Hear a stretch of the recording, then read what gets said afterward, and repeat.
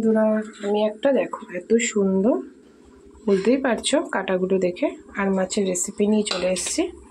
তো চলো মাছ ভাজার তেলে আমি পেঁয়াজটা দিয়ে দেবো।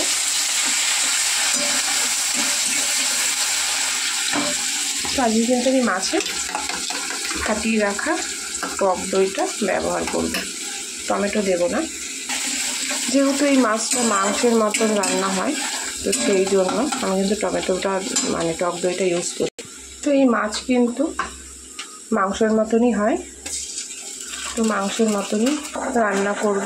তো বন্ধুরা একে একে কিন্তু সমস্ত বাটা মশলা দিয়ে দিলাম।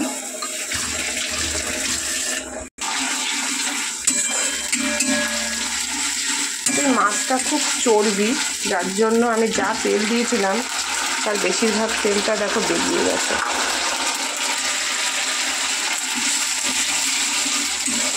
এখানে আমাদের ও বাড়িতে চিকেনটা রান্না করেছিলাম, খুবই সুন্দর রান্না হয়েছিল। আমি নিজেই আমার নিজের চিকেন রান্নাটার প্রেমে পড়ে গিয়েছিলাম। তো যাই হোক, তো আজকে আমার সানডের রেসিপি হচ্ছে স্পেশাল রিঠে মাছের কালিয়া। তো দেখা যাক রান্নাটা কেমন হয় খেতে। আজকে টক দই দিয়ে করবো। তো দেখো এই মশলা ভালোভাবে ভাজা হয়ে গেছে, আমি এই গুঁড়ো মশলাগুলো দিয়ে দেবো। আর সবসময় গুঁড়ো মশলা দিয়ে একটু জল দিয়ে দেবো যাতে মশলাটা পুড়ে না যায়।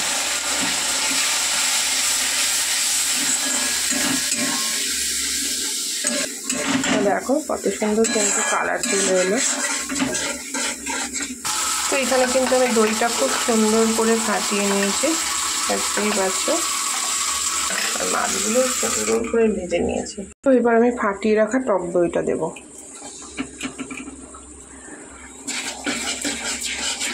দেখো কালারটা আরো সুন্দর চলে আসলো।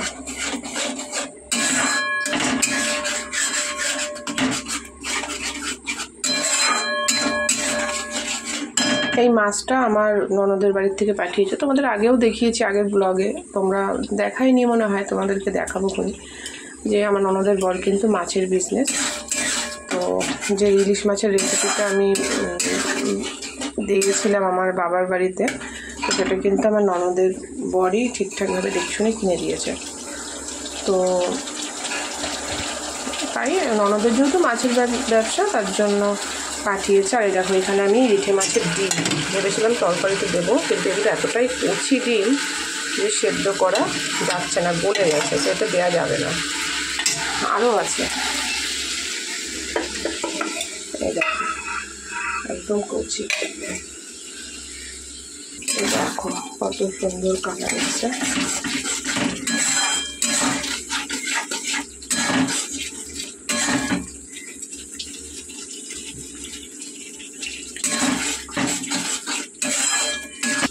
এবারে আলুগুলো দিয়ে দেবো।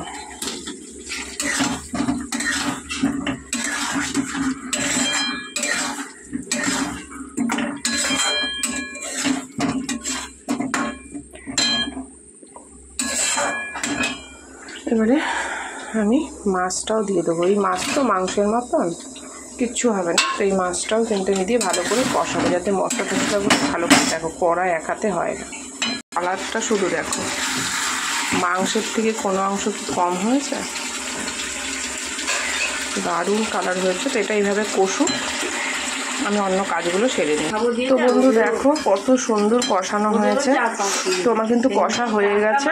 তো আমি কিন্তু আজকে এই মাছটা যেহেতু মাংসের মতন হয়, তাই মাংসের সমস্ত মশলা পড়েছে, দেখো পড়া উল্টে যাচ্ছে, তো সেই জন্য একটু টক দই দিয়ে করেছি। তো বেশ ভালোই লাগছে কিন্তু মনে হয়। দেখো কালারটা কত সুন্দর,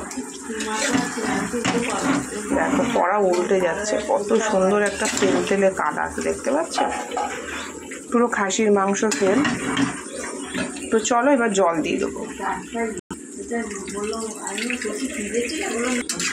কত সুন্দর। তো বন্ধু দেখো আমার মাছের ঝোল কিন্তু রেডি। দেখো কালারটা শুধু দেখো।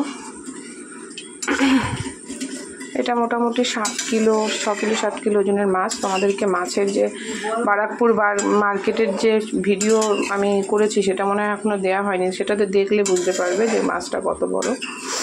তো সেই মাছই তো চলো আমি অন্য কাজ সেরে নিই, এটা হোক। তো এই হলো আজকের সানডের রেসিপি, রিঠে মাছের কালিয়া। কালিয়া না, ঝোল করলাম, যেহেতু ওই মাছটার কালিয়া অত ভালো লাগবে না তাই ঝোল করলাম। গরমকাল তো বিশাল চর্বি মাছটায়, দেখো এক্সট্রা এতটা তেল বেরিয়েছে, সেই জন্য ঝোল করলাম। তো চলো আমি কাজবাজ করে ছেলেকে মাঠে পাঠিয়েছি, মাঠে যাব, তার জন্য অন্য কাজগুলো সেরে নিই।